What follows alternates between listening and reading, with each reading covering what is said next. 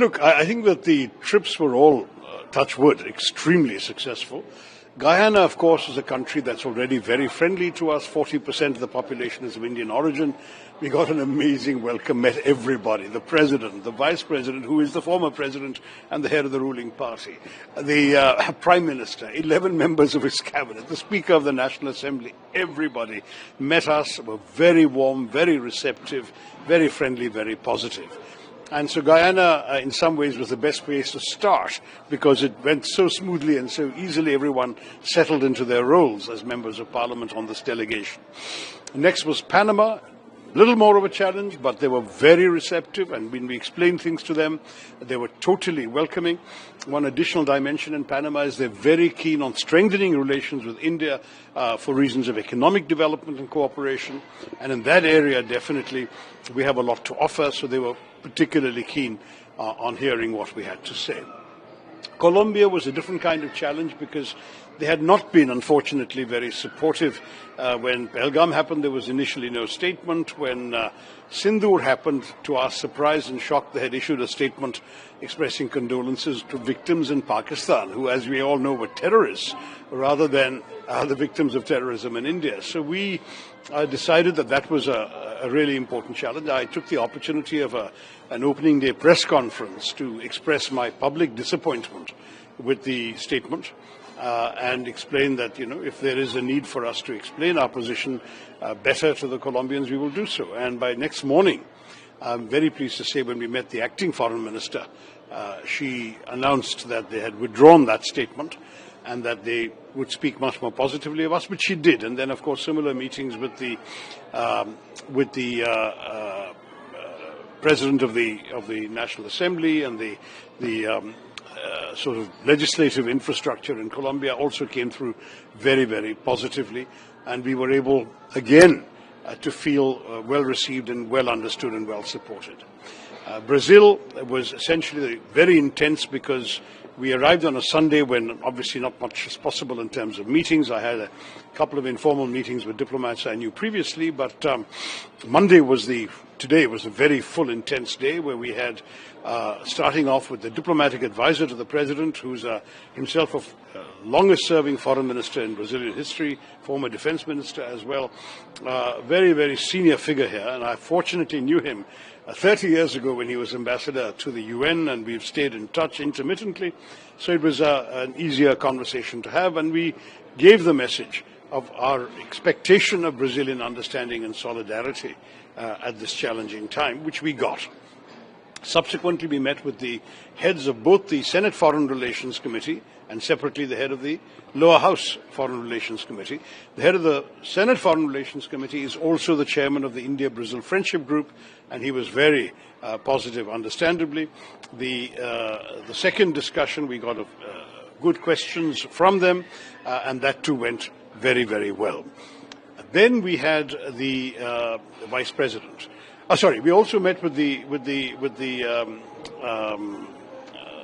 foreign minister, the acting foreign minister earlier, and the acting foreign minister of Colombia had been again very receptive to our message, heard us out, and accepted fully our side of what had happened, and said that Brazil would indeed take this forward. And then we met the vice president of the country, who is not just the number two in their system, unlike ours. The vice president also is a minister and is the minister for trade and industry. He is a former governor of a state called Sao Paulo, the most populous state, where there is a tremendous amount of interest in Indian entrepreneurship and business. There's a big aluminium factory there and so on. And so, again, very warm and friendly, and the conversation went on for about an hour, during which he ended up expressing completely strong and unconditional solidarity with India in its struggle against terrorism. So I must say, looking back on these 4 days, we have been blessed and fortunate that we had really successful meetings everywhere. The next stage is Washington, D.C. We had already been to New York on our way into Guyana. We stopped via New York in transit, and we went to the 9/11 memorial to victims of terrorism to show that we were coming on this crusade, as it were, against terrorism. And that was a good symbolic gesture to begin with. But we're not going back to New York. We're now only in Washington. And in Washington, we have meetings set up with the entire range of public opinion in Washington, government officials, legislators, that is senators and congressmen, various committees in the House and the Senate, think tanks who are very influential in Washington, particularly those focusing on foreign policy, media, and some public addresses like, for example, the National Press Club, where I'll be holding a press conference with some of my colleagues.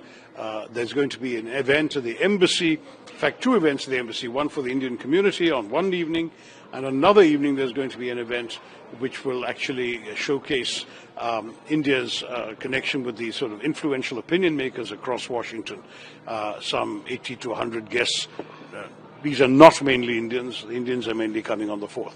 So it's a very interesting mix of people, and I will say that a mix of functions, I beg your pardon, and I will say that it's going to be fairly demanding. I have been asked to spend, though some of my colleagues will leave on the morning of Friday the 6th, I've been asked to spend the rest of the day giving 6 or 7 interviews, 7 or 8 interviews to individual American channels and broadcasters, podcasters, and so on.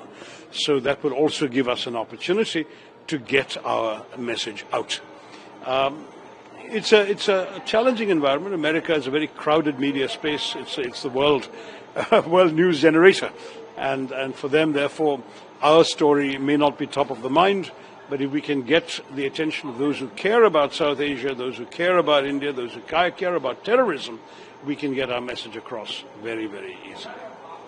So the 3 countries that you recently went were part of the United Nations Security Council, right?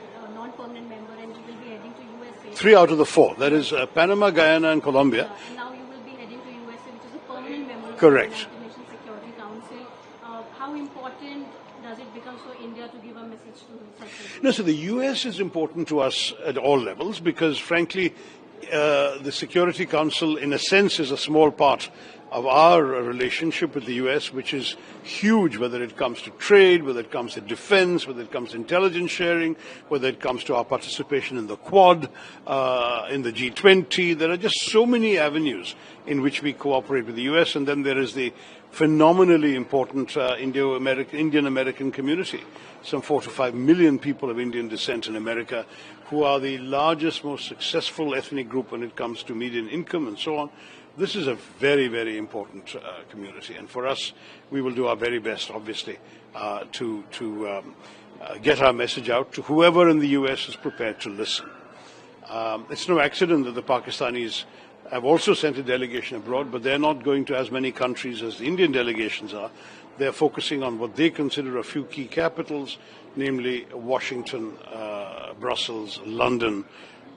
That seems to be the thrust of the Pakistani effort. We have gone to all those capitals and more. But when I say we, I don't mean just me, all the other MP delegations. But in Washington, we'll have the interesting phenomenon of the Pakistani delegation in America on almost exactly the same dates. They've been in New York, I believe, today and tomorrow they'll be in New York. Thereafter, yesterday and today, I beg your pardon, in New York. Tomorrow onwards, they will be in Washington while we are in Washington on the same dates. So there's going to be some, perhaps, increase in interest because of the fact there are 2 dueling delegations, as it were, in the same city. So since this India-Pakistan war, United States is one country that has always been on headlines because of Donald Trump, who has been claiming a mediation or getting a ceasefire between the 2 countries. During our engagements there, will this come up? How do I know what will come up, Ayushi? We'll have to wait and see what questions people ask. Look, we have enormous respect for the American presidency, and we will speak with that respect in mind. But broadly speaking, our understanding is a bit different. We had consistently said from the very beginning on May 7th that we are not interested in prolonging conflict. This is not the opening salvo in some sort of war. All it is retribution against the terrorists, period. If Pakistan had not reacted, we would not have reacted. That would have been the end of that. Pakistan chose to react with shelling, then we reacted to the Pakistan reaction. And throughout every day, the message was the same from India to everybody who would listen. If they hit, we'll hit.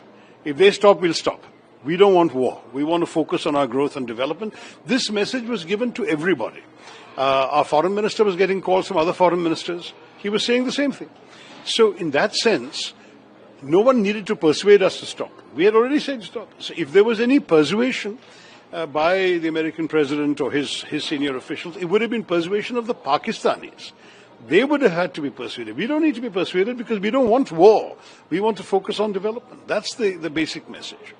So Western media seemed to have ignored India's proof of damage to Pakistani assets and relied on Pakistani military briefings. What will you say on Western media hypocrisy, who even called terrorists as gunmen? And since you are going to give interviews there, are you going to change? Let's wait and see till I actually encounter the Western media rather than telling the Indian media first. But thank you, Aishi, for the question. I'm forewarned. Last question. Washington, D.C. also holds headquarters of big financial institutions like World Bank and IMF. Yeah. World Bank recently unveiled a $40 billion long-term financial support to Pakistan, and IMF also bailed out recently. What is your assessment on that? See, we don't begrudge any country its development. If the money is to be spent truly on getting people out of poverty or helping deal with development issues, why would we object? We are humane. We believe in all the sort of well-being of the poorest of the poor in any country. But if that money simply enables Pakistan to divert more resources to supporting terrorism, to arming themselves to attack us, and so on, then it would be most unfortunate. And I hope that the World Bank and the IMF, both of which are bodies in which India does have some influence, I hope they will both be told by our diplomats there that it is extremely important to have complete safeguards to ensure that this money is only spent the way it's supposed to be spent. Money is, after all, fungible, right? Let's say you were going to spend 10 rupees on defense and somebody comes and gives you 20. You will happily take 10 and put the other 10 to defense and save yourself the first 10. This is the kind of human nature. So any lender must take adequate precautions to ensure that their money is only spent for the purposes for which it is being given. Otherwise, frankly, we would not object normally to development assistance per se. Our objection is to the misuse of financial freedoms made possible by this assistance.